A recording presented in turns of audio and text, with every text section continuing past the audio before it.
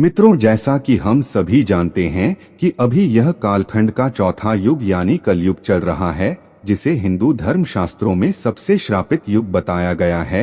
आज के इस वीडियो के माध्यम से हम आपको कलयुग के 5 ऐसे रहस्य बताएंगे जिससे आज का मनुष्य बहुत कुछ सीख सकता है। बात उस समय की है जब पांडवों को वनवास हो गया था। वनवास जाने से पहले पांडव ने भगवान श्री कृष्ण से पूछा था, हे श्री कृष्ण, अभी यह द्वापर का अंत काल चल रहा है, आप हमें बताएं कि आने वाले कलयुग की चाल या गति कैसी होगी, उस समय के लोग कैसे होंगे, उनका आचरण कैसा होगा। तब श्री कृष्ण कहते हैं, मैं तुम्हें इसका सीधा सा उत्तर तो नहीं दे सकता, लेकिन तुम पांचों भाई वन में जाओ और जो कुछ भी सर्वप्रथम दिखे वह आकर मुझे बताना, मैं तुम्हें उसका कलयुग में प्रभाव बताऊंगा। उसके बाद पांचों भाई वन में चले गए। वन में उन्होंने जो कुछ भी देखा उसे देखकर पांडव भाई अचंभित रह गए। तो आखिर उन्होंने वन में क्या देखा और श्री कृष्ण ने क्या उत्तर दिया, चलिए जानते हैं इस वीडियो के माध्यम से। दोस्तों, अभी तक अपने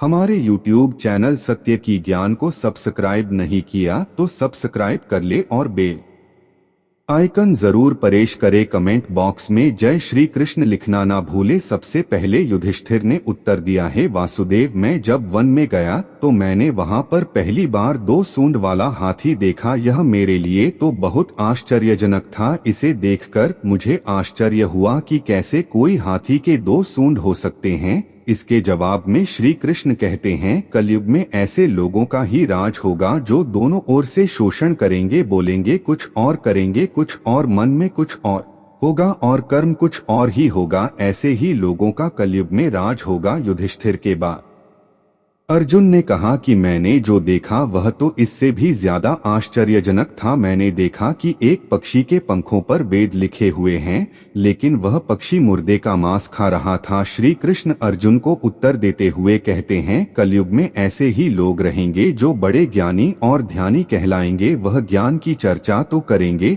लेकिन उनका आचरण राक्षसी होगा। वह बड़े पंडित और विद्वान कहलाएंगे, किंतु वह यह देखते रहेंगे कि कौन सा मनुष्य कब मेरे और हमारे नाम से संपत्ति कर जाए। वह दूसरों की सत्ता छीनने में रहेंगे। अर्जुन के सवाल के जवाब के बाद भीम अपना अनुभव सुनाते हुए कहते हैं कि एक गाय अपने बछड़े को इतना चाटती है कि वह बछड़ा खून से लहूलुहान हो जाता है। कैसे कोई माता अपने बच्चों के साथ ऐसा कर सकती है। तब श्री कृष्ण कहते हैं कि कलयुग का मनुष्य शिशुपाल हो जाएगा। कलयुग में माँ की अपने बच्चे के लिए ममता इतनी ज्यादा बढ़ जाएगी कि उन्हें अपने विकास का अवसर ही नहीं मिलेगा। मोह माया में ही घर बर्बाद हो जाएंगे। भीम के बाद सहदेव ने पूछा, हे श्री कृष्ण, मैंने देखा कि 5-7 बड़े कुएं के बीच एक गहरा कुआं बिल्कुल खाली है, जबकि ऐसा संभव नहीं हो सकता कि आसपास के कुओं में पानी भरा हो और वह एक कुआं बिल्कुल खाली हो। ऐसा कैसे हो सकता है। तब फिर श्री कृष्ण उत्तर देते हैं, कलयुग में लोग लड़के लड़की के विवाह में, मकान के उत्सवों में, छोटे बड़े उत्सवों में लाखों रुपए खर्च कर देंगे, परंतु पड़ोस में यदि कोई भूखा प्यासा मर रहा होगा तो यह नहीं देखेंगे कि उसका पेट भरा है या नहीं, उनका अपने ही भूख से मर जाएगा और वह देखते रह जाएंगे। कहने का तात्पर्य यह है कि कलयुग में अनंत भंडार तो होंगे परंतु लोग से मर जाएंगे। अब नकुल आगे बताते हैं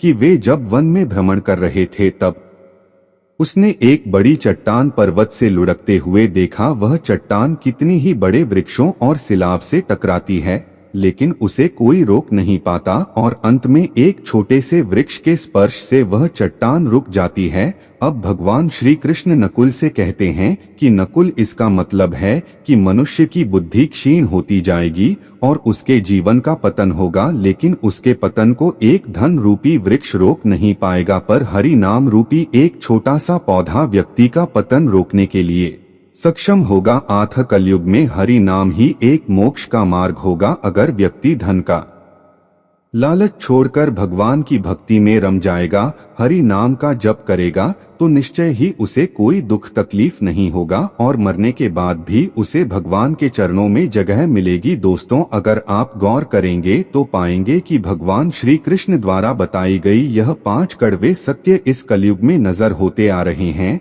ऐसे में अगर आप भी अपने जीवन की सारी तकलीफ को दूर करना चाहते हैं तो आज से ही हरि नाम का जाप करना शुरू कर दें। दोस्तों, आज के लिए बस इतना ही। मिलते हैं अगले वीडियो में। राधे राधे।